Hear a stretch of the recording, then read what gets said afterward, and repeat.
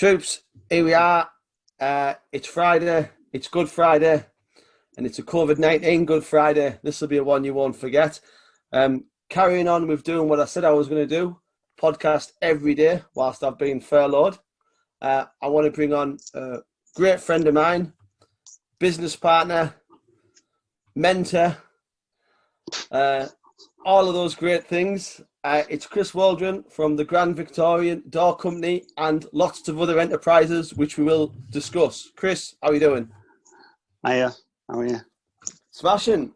Where do you want to start? The outdoors or Victorian doors? Oh, let's start with the doors and then we can get that over and done with, can't we? Yeah. it's not a bad thing. Move on. Nah. You make the best doors in the United Kingdom, yes or no? Yeah, I do. Yeah, absolutely. You are the kiddie when it comes to making Grand Victorian doors, and no one else can do what you do. How have you become so good at it? Because I give people time. I think it's completely down to that. I know a lot of people who run big businesses doing doors, and I started off that way 20 odd years ago, and I give people loads of time and they want something unique and bespoke, and giving them time and working together gives them that, whereas the big companies just can't do it. They just roll it out. What is it? What does a front door say about an individual? God, wow. I mean, you know what? I've done nearly 200 doors now. And I've done yellow ones. I did a pink one, shocking pink one last year. The glass is all bespoke and it's designed by them and me, and all the furniture's all different and everything. So it's unique, you see, so they can choose whatever they want. You know, the pink door shows Catherine's personality off. She's bubbly and wants everyone to know this is where I am, you know. Well, when she phones Just Eat to get a pizza delivered, it won't be too hard to find, will it? It's the one with a pink door. So yeah. There's that side of it that gets her noticed straight away and helps her get whatever she gets. You've also got involved with the Manchester Bee and done some absolutely stunning work with the Manchester Bee. Where are you hoping that goes in the future? Well, firstly, what I did before Christmas was I took on a Victorian restoration in Altrincham, and for about a year I'd wanted to do the Manchester Bee leaded glass. Nice. And I do all the leaded glass in-house, so I can design it the way I want it and have it exactly the way I want it. I suggested it to Imogen, who lives in the house, of course. Yeah. And she went for it, and we did glass for the door and the fanlight, and it looks great. The Manchester Bee logo, though, belongs to Manchester Council. Yeah. And I've had a couple of emails to and fro from them, and it's just taking ages to get permission to use it. And then when you get the permission to use it, you've got to give a percentage of the cost of it to homeless charities in Manchester, which is pretty cool. So that's I think where we're at anyway. Yeah. I thought the Manchester Bee was to do with the terrorism attack that happened at the concert, but obviously the Bee's been around. Yeah. It's been around for quite some time. A long time, yeah. I think 150 years or so. I did a blog about it, so but I forgot the year. Fair enough. It started out with Manchester Council, and then of course, if you're a Mancunian, you know that the Bee is affiliated with Boddinson's Brewery, which is closed down now. But on the big chimney, they had the Manchester Bee, and on the tins of beer as well, you know. And the cans were yellow. Yeah, that's right. Yellow Yeah. and black. But it had been going a long time, you know. I didn't know that Boddington's had closed down. Was that right in the centre of Oh, Manchester? they brought the brewery down years ago. Yeah, it Did was. they? Yeah, just Oh, wow. down the bottom of Bury New Road. Wow. It's probably 100 yards or so from 100 meters, I should say, from the arena where the bomb was. Yeah. Now, your doors, you can't just go into B&Q and pick one up off the rack. And that being said, Not one of mine. not not one of yours. Talk us through, for people who don't know and probably don't have an understanding of it, the process of building and making and carving and creating a grand Victorian door. Well, we do new doors and we do restorations. Mostly we do restorations. So we're basically bringing a door back to life, stripping it completely down and filling and refitting and painting and all of that. And the new doors we make from scratch. We make them out of hardwood and in using techniques that had been around for hundreds of years. And yeah, so we make the door, we fit it, and then we take it back to the workshop. We have a 6-stage painting process, fit whatever furniture you want, and then design the glass and make that for it. So. And when you say furniture, you mean door knockers, letterboxes, fancy knob, fancy knobs, yeah. Yeah, fancy, award-winning locks and. Yeah, I was going to say you've combined new door locking technology with old school door making, haven't you? Oh yeah, okay. Last year we fitted a fingerprint recognition lock. Yeah. In down near Stockport. Nice. That's quite an interesting one. There's not a lot of people go with the technology stuff like the fingerprint or the iPhone in your pocket opens the door. Wow. There's not a lot of people go with that because at the moment that stuff isn't made to fit great to complement a Victorian door. There are a couple of them that are quite, they're not in your face. They don't look like tech. Yeah. And normally it's you were predominantly using Banham locks. On the new premium door, the Banham locks and the full range of Banham door furniture is included in that door. So the locks are second to none, really. Yeah. This is my lock geeky side. If anyone doesn't know, Banham are the kiddie of locks, residential and commercial. You won't find any better made. Hard, extremely hard to pick, extremely hard to drill. Offer you the best protection. God, I should get a job for Banham, shouldn't I? Selling for Banham, really. I know. Link in the bio.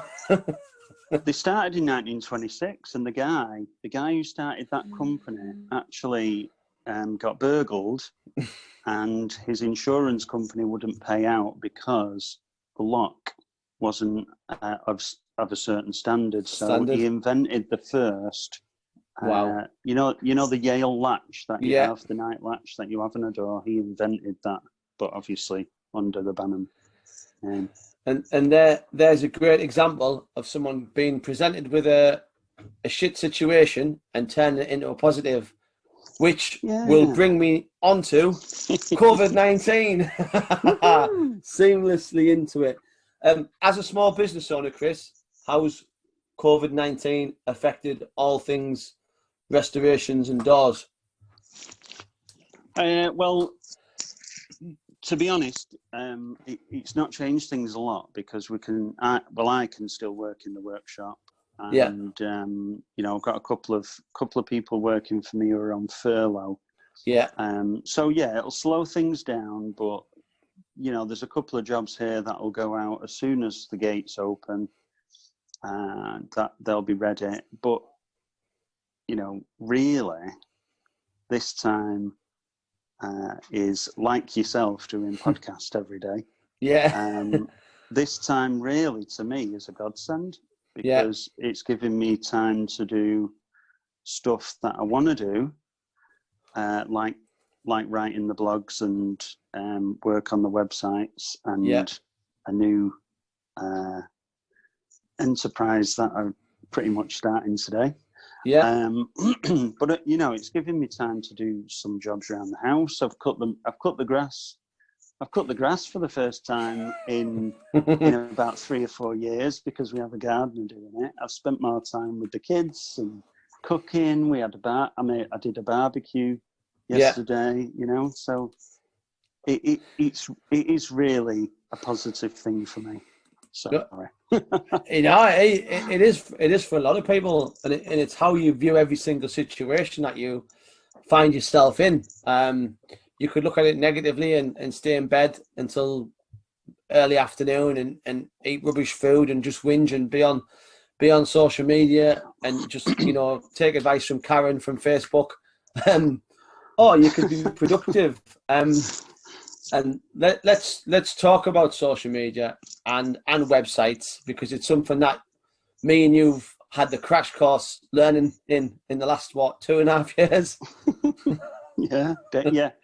Yeah, big time. Yeah. We've both put trust in people who haven't quite delivered in what they said they were going to. But as well, what do you think? Do you think social media was overhyped, or do you just think everyone's on it?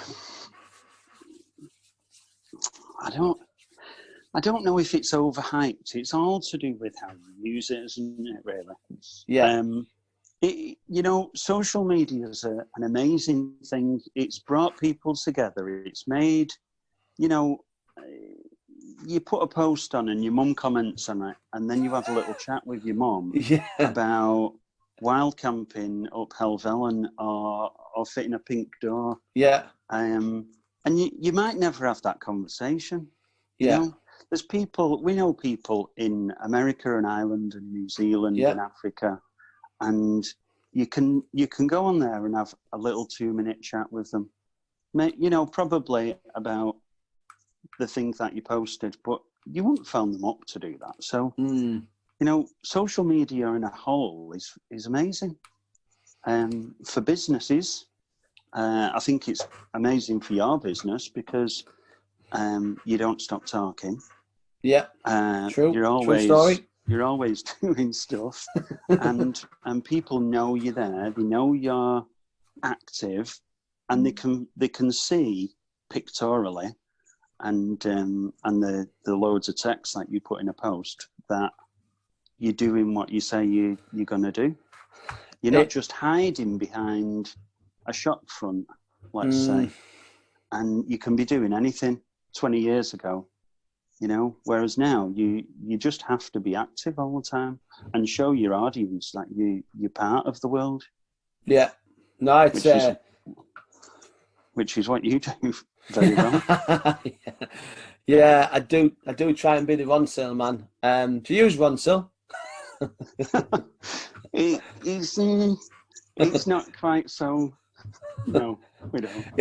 It's a great line though, isn't it? And we're talking about social media, and I mentioned it today in one of my posts. You remember when Bob Hoskins used to do the BT advert and he used to say, "It's good to talk."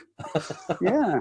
I got that in a post today, and I thought, I wonder how many old school quotes. I'm going to try and get old school quotes into some of my social media posts and see if people go.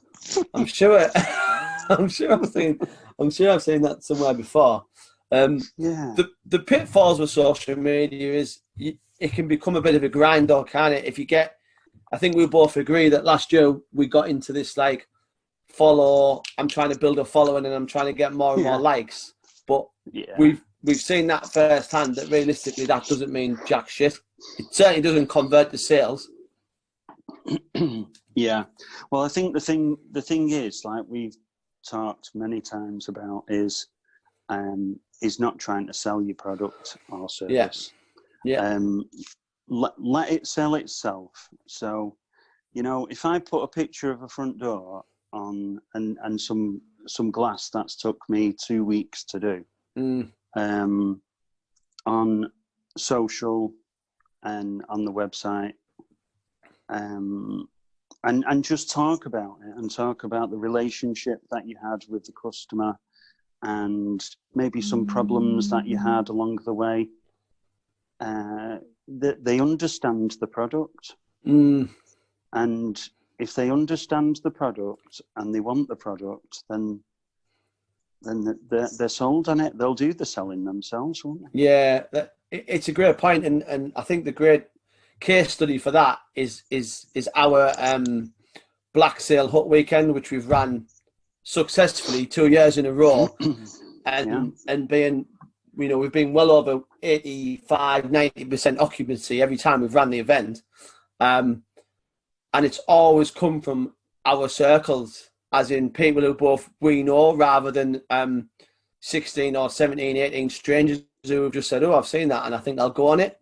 So I think you're right. Yeah. It's about building relationships, isn't it? And it's almost like we've become a local shop, and people are buying again from the local shop and not going to the hypermarket and buying from an unknown entity that's like, well, I know John and I know Chris, or I know Chris, and if he says John's good, then that's how it is. And the Black Sale Hut, I think, is definitely an absolute top draw event, and it's something I think I want to run for like the rest of my natural life. I can like see myself going there every year and never ever getting bored of it.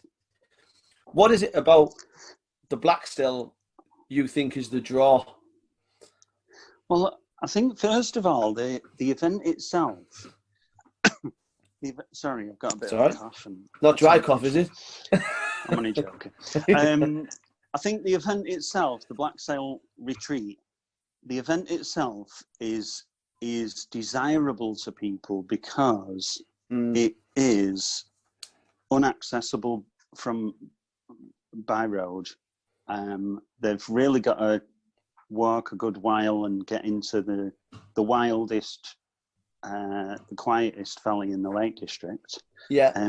It's a great example of not selling a product and letting it sell itself, because I mean, you know, we had a great crowd there in February because even though you know, Dennis the Menace was upon us and wreaked havoc in the Lake District, loads of people come. We had an amazing time, and we were in this hut in the middle of nowhere, food being cooked for us, drink available, games, puzzle. Who'd have thought that we'd have spent a day and a half doing a puzzle?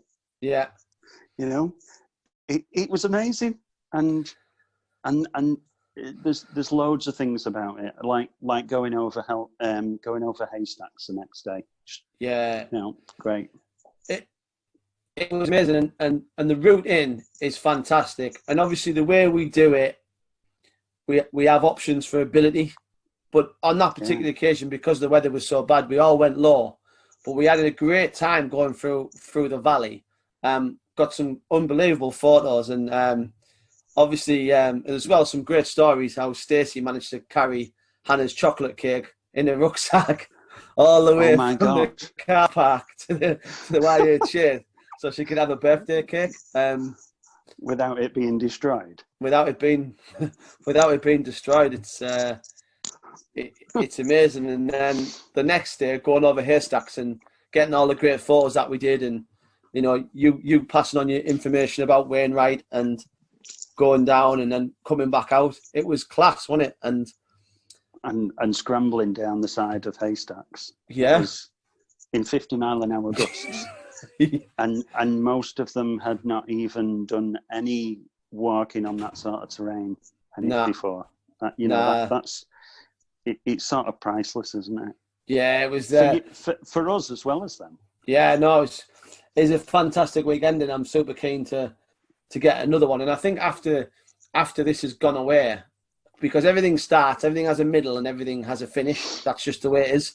And I think the outdoors will be greatly in demand from people who have yeah. been trapped inside. And maybe those people who say, oh, well, it's going to drizzle, so I'm not going to go, or I'll go next time. What this has taught me is you have to make the most of every single time you can, because you never know when a 3-week lockdown, which is potentially now is going to be almost 7 weeks by the time we get out of it, being locked down for 7 weeks, crazy. The very thought of it, me saying to you on that day in the car park, saying, yeah, best make the most this weekend, because the back end of March we're going into lockdown for 7 weeks. Loads of people would have went, well, I'll tell you what, I'm going to get out then, because I was planning on going in March or April time. Why do you think people don't make the most of the time? God. Question. You know, I don't know. I mean, this, you know, the first week of lockdown, everyone's at home, and all they were doing on social was talking about COVID-19 and, you know, this and that. And now you're starting to hear, I'm bored, which is just the craziest thing for me. And I don't know. I think a lot of people just want to put their feet up, and it's like there's no ambition, you know. Whereas I've written something every day. I've done some work at the workshop. I've done a load of work at home, and you know, watching films and playing games, and you know, find something to do. Great, it's great downtime, isn't it? Don't know. And don't know, but when the gates open, they'll be away, won't they? You know, the Lake District will be inundated, so full this summer. And I'd be keen to see who capitalises on it the most, as in who's down tools and gone, oh, well, we'll wait until Boris says we can all go back out, or who's already, which hotel, B&B, outdoor company, coffee shop, whatever it may be, is already thinking, right, we need to have a deal in place, we need to have this in place, we need to have that ready. You know, it's a great forward thinking. I'm just watching a Netflix series about the Ottoman Empire taking Constantinople, and it's truly fascinating, because Constantinople was seen as this impenetrable city, and the Ottoman Sultan had to come up with all these new ways of breaching a city that had never been breached before. And I feel like that, as a business, that's what you need to do. You need to be the forward thinker. Instead of just saying, it can't be done, so I'm not going to try. You need to go and get your 80,000 troops and your big cannons and try. Yeah. And I think that's... Yeah, absolutely. I mean, let's face it, there will be loads of businesses that go under during or just after this crisis. And most of those people will be the people who are running businesses and just getting by, doing what they're doing. Yeah. And then you throw a spanner in the works, and they've no idea how to deal with it. And they've not got the business nouns to do anything but what they do daily. And there'll be loads of businesses that go out. But near us at the market, there's a guy who sells veg. No one's allowed to go to the market because it's closed, right? So this guy is now delivering boxes of veg, 25 quid, probably 15 or a bit more worth of veg that you would get in Tesco. Other supermarkets are available. But he's selling a box of veg, fresh veg, for 25 quid. He's delivering it, just leaving it at your door, and then you just pay on PayPal. And he's thinking outside the box. He's keeping his business going. And what he's also doing, I mean, he might be at the market 3 or 4 days a week at different markets, but then another day afterwards, he'll just be delivering from now on. He's actually opening up a different part of his business, and he might completely change and revolutionize his entire business model off the back of this crisis, which in the long run might be loads. You know, he won't have to have a pitch in the market, so therefore He doesn't have to pay rates at the market.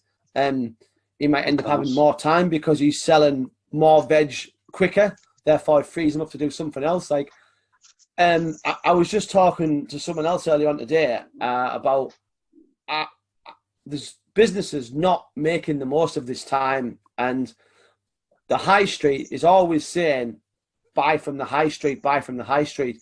But I'm looking at the high street now, and I'm not seeing anything coming from the high street.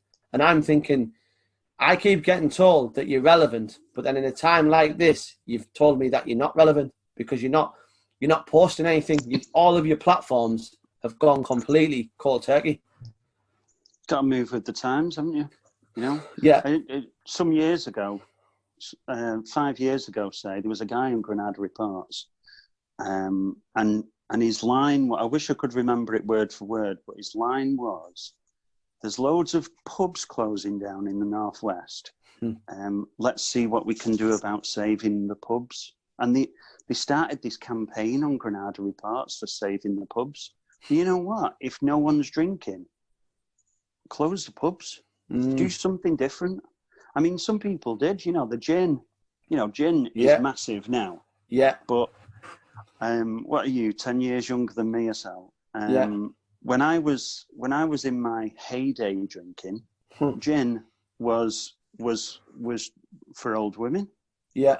A G&C. You'd never have a G&C, you know? Whereas now it's massive. And those people, like the gin brewery in Manchester, started all this gin, brewing all this gin, and there you go. They've sort of put another reason for you to go out and another reason for you to go in the pub, haven't they? Yeah. But if a pub's got to close down, it's got to close down. Just like if there's 12 cafes in your town, then one of them is gonna eventually close down because there's just not enough people drinking tea.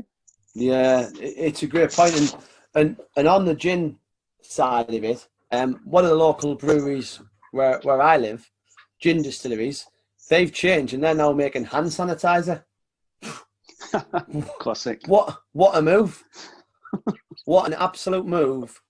Whoever sat there and said at the board meeting, we're not selling anywhere near enough gin, and someone went, I know what we'll do. What? Well, hand sanitizer is predominantly based alcohol. So how hard would it be to learn to make hand sanitizer? Let's do it. Of course. Let's make you become the hero because you're making hand sanitizer and we're saying there's a shortage, but as well you save your business because you're still producing and people always remember the goodwill. Like there's a lot of stories like that. T-shirt companies making PPE. Do you know what I mean? Like diversifying the ranges and going, well, we can't do that, but we're going to do this now. And who knows? Yeah. That gin distillery, they might look at it and say, do you know what? We're just going to carry on making hand sanitizer. Yeah, maybe. because actually, people won't stop buying hand sanitizer the day that Boris says, right, okay, you can go out now. It's all over. It's a habit, isn't it? I think it'll become a big wake up for society, as in, we've got to work on our personal hygiene more. We've got to be more than what we thought we were, because we're certainly not going to go back to like the medieval times where maybe our immune systems were a lot tougher because we lived in arduous conditions more. So therefore our bodies were tougher. That won't happen. But I think what we'll do is people will work on a new form of hand wash or a new form of hand sanitizer, or maybe I've often seen people wearing face masks on a normal day and laughed and just gone, what a lunatic. But maybe face masks start becoming a thing. Who knows? Designer face masks. New fashion accessory. Yeah. That's not a bad idea, actually. Yeah. Right. We're China. We're trademarking it. Face masks, and we'll do like Bush. I've got it. You sat. For those who can't see the podcast, Chris has a large map of the Lake District behind him. So what we'll do is we'll put your favourite fell on the face mask. Yeah. Yes. Yeah, there we go. Yeah. Or Pikachu. Or anything like that. Yeah. Anything. range of about 30 or 40 of them. I wonder if facemask.co.uk has been taken yet. We could call it the There we face go. mask. Right, no one steal that idea. Me and Chris came up with it. It's getting trademarked. We'll be buying the web domain now. Chris, buy the web domain. And, don't put the podcast out until we've registered the company. Yeah, that's it. Let's talk Wainwrights, mountains. Your love of mountains, your love of adventure is the same as mine. Yeah. How and why did you get into it? And I'll mean Wainwrights for a start. God, we're running out of time now, aren't we? Nah, we're all right. We'll roll it. You know what? This business is so busy, but it's also stressful, and that paired with a load of stress / trauma in the past took me to breaking point. And I was at the gym at the time, about 4 or 5 days a week, and I looked on Google for the nearest mountain, technically over 2,000 feet, and I ended up in the Peak District. Yeah. Doing some fell running around there, and I met a guy who said, go to the Lake District, buy a book on the Wainwrights, and do them. And the next weekend, I was up there, I had the book, and I took my son up there to do the first Wainwright, Wansfell, Jack. Yeah. And we camped out, and we did our Wainwright, and that was the start of it. Wow. And I was just hooked. I was addicted, really. And it was really relieving stress. And and then I started the Facebook group and started doing all sorts of things around the Wainwrights. And 3 years later, I was a mountain leader. I'd done the Wainwrights, and that was the start of it, really. I suppose stress and trauma and relief and retreat. We were always meant to be, and we used to be in the wild. We were always very at home in the wild, and obviously, as we've evolved, if that's the right word, we've become, in some respects, afraid of where we came from, as in nature. And I think that's why we almost have muscle memory when we get back there. Not all of us, but some of us, when we get back there, we feel at home in the mountains, no matter the weather situation or whatever's in play. Like, I can be in the lakes like you in chucking down conditions, and it don't make a jot to me. Some people need the sun. Some people need all the factors in their favour to really enjoy it. I can have none in my favour and still go out there and boss it. You're the same. The Victorians generally were afraid of the mountains. Maybe there was something out there that got them, but they were afraid of it, and they didn't have the right to walk on this private land until 1952, when the Lake District and the Peak District, and then all the other national parks started up, giving us right to roam because of the stressful factory jobs that everybody did. Yeah. And so it was probably, the fear of the mountains was probably fabricated anyway. But now the exhilaration when you're on the top of a mountain, seeing another 200 mountains or so around you in the lakes or in Scotland is just, the words can't really describe, can you? When I took Jack up Wansfell, getting to the top, he was knackered. He was 9. He was knackered, and and I said to him, "You see that bit up there? That's the top." I said, "When we get to the top, you'll probably be, out of the 30 people in your class, you'll probably be 1 or 2 people who've ever been up a mountain." Yeah. And you know what he did? He just legged it up the side, up to the summit. Class. And it was this, and I think it's the same for us. You know, when we go to Scotland and we go up a new mountain, everything's different. You're away from everything. You know, you're yourself. There's no pretense there, no inauthenticity, and it is just you're just you, aren't you?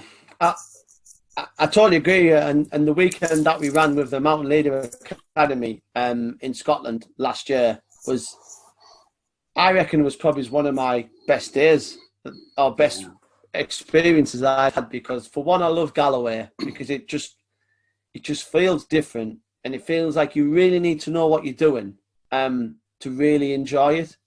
And the weather was complete bonkers, but it was just a great adventure, wasn't it? It was, wasn't it? I mean, God knows what them people would have done at that point. You know, at that point, coming off Merrick, and what, an hour or two, and getting to the river. God knows what they would have done if they were there on their own. Yeah, they wouldn't. Maybe they wouldn't have got where. Maybe they wouldn't have. You know, they'd have done something else. But yeah. But wow, what an amazing weekend! It was just a weekend of like, it all moves and everyone has to adapt. And I think both John and Tom would have got so much confidence, and because it'll never be as hard as that again for them. Even when they both take their assessment and pass, it will never be as rough and as sort of tasty as that was. Weather-wise, it was spicy, wasn't it? Yeah, yeah, it really was.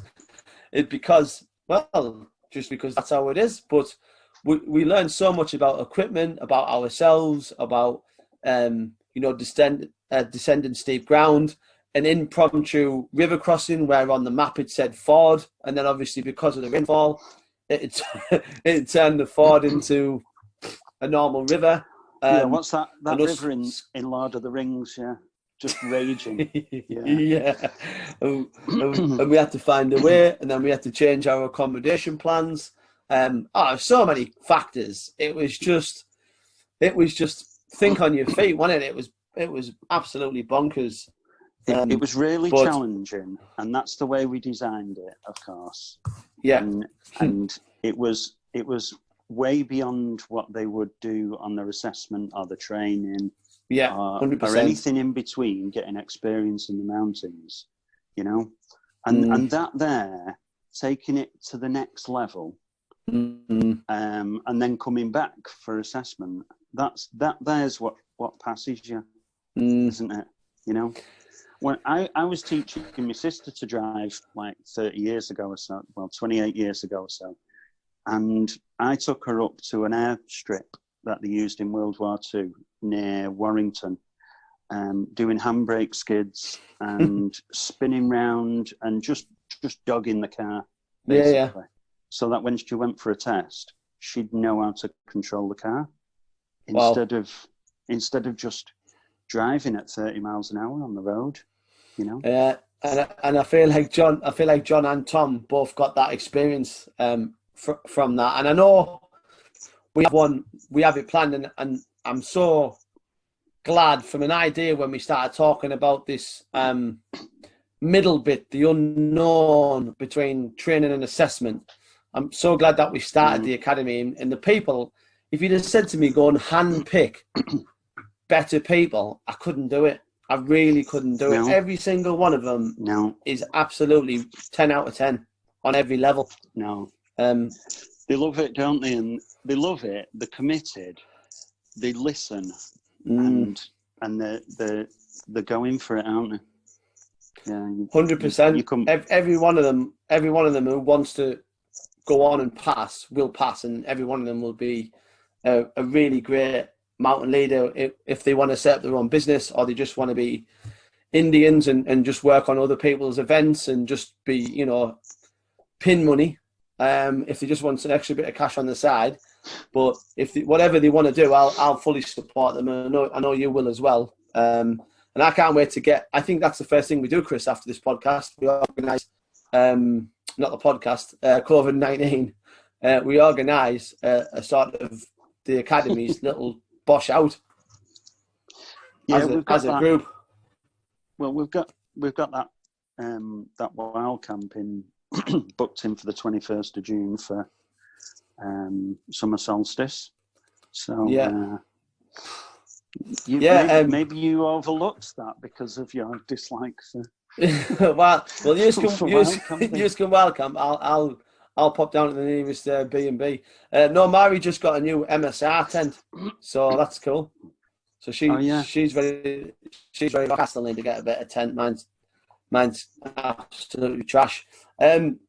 Chris, we were only going to do half an hour, but we've done 40 minutes, and I feel like we could do another 40 minutes. So before we roll into that, we're going to do the COVID-19 5 watts. So for some people, the routine has massively changed. So what does your day look like? Has it changed? Yeah, of course, yeah. Of course, if I was coming to the workshop, I'd be doing that. And if I was outfitting, then obviously I'd be doing that, but I'm not fitting now. So this morning I was up at 5:30. I usually don't get up after sort of 6:30 or something, so it's normal. I'll make a coffee and jump straight into writing while everyone's unconscious upstairs. And and then today I came to the office and doing some writing, setting up some stuff on the website. That is most of my day. And then tea time, dinner, and see what time the kids have got for me, basically, because they're away on doing their own thing, Fair enough. It's a full house at the moment. There's 6 of us. That's class. So, It's gone back to the olden days, hasn't it? That's like 1920, 1930 sort of way of going on, 6 people in one house and all that sort of good stuff. Yeah, I just can't get rid of them. Fair enough. What workouts are you doing? That doesn't have to be physical. It could be maybe you're doing podcast or you're reading a blog or a book. Workouts, mind or body? Well, as you know, I mean, I used to do a lot. I used to do a lot 5 years ago, but these days, after being ill the last sort of 2-3 years, I don't do a lot. But you know what? I'm taking some CBD oil and some stuff and some natural tablets, and I'm feeling a load better. And I've got a gym. I've got a gym in that room there. Nice. Yeah. I had a showroom, but because I'm out of Manchester, no one comes, so I've got a gym there. So fair play, that'll do. Bring it back to life. And then obviously before you're an avid hill walker, so you're always out mooching the hills. Well, yeah. Third one, what have you started? Have you started anything new? Language, course, along those lines? I'm doing a lot of work on the website. I'm doing a lot of writing these days because of the, being at home so much. That's going really well, and then today, of course, I'm setting up the website for offering simple websites for people. Got a new client, of course. Yeah, as you know. Yeah. I heard he's tasty. So yeah, simple websites, and then see what comes of that. But awesome. That'll be interesting. Fourth one, what have you stopped? I've stopped going to coffee shops because they're all shut. What have I stopped? You know what? I don't think. You mean because of COVID-19? Yeah. Which you can no longer do. I mean, I can't go out fitting, and we can't be in the workshop. They're on furlough, so that's stopped a bit of play here. But Nothing's really changed. Fair We just adjust, don't we? That's it. Fifth and final one. What's the first thing you're going to do after lockdown? Run for the hills. Yes. You know what? I'm definitely going to take my wife out wild camping. Nice. She's not been before. We did leave a couple of times with all the intentions, and the first time we forgot the poles. Put it on your list. Yeah. And the second time we just thought, balls to this, let's go and get drunk and stay in a B&B. So I'm going to take Teresa out wild camping. Yeah. Awesome, Chris. Look, we've rattled through the time, mate. It's been great having you on. We've been talking about doing a podcast for ages. Now's been a perfect time. We've done it. It's in the bag. Where can people find you? Not literally. Social media, for obviously your website and stuff. Well, yeah, the door company's Grand Victorian, so that's on social and the Co UK. The hiking stuff is Wildfire Expeditions. Yeah. And I think more of a hub now will be chriswaldron.co.uk, which I'll crank up today. Amazing. Ladies and gentlemen, it's been a good Friday. We shall not forget. So I thank Chris for his time. We will all be back out soon enough. Chris, you know me, I'm banging his podcast out quick, sharpish. It'll be out tomorrow. I've been assured that it's uploaded onto iTunes for iTunes listeners. And it's always on Spotify. And ladies and gentlemen, remember this weekend, don't go anywhere. Stay in your house. Wash your bloody hands and do as you're told. Chris, cheers, mate. Right. Take care, John. Adios. Cheers, mate. Bye.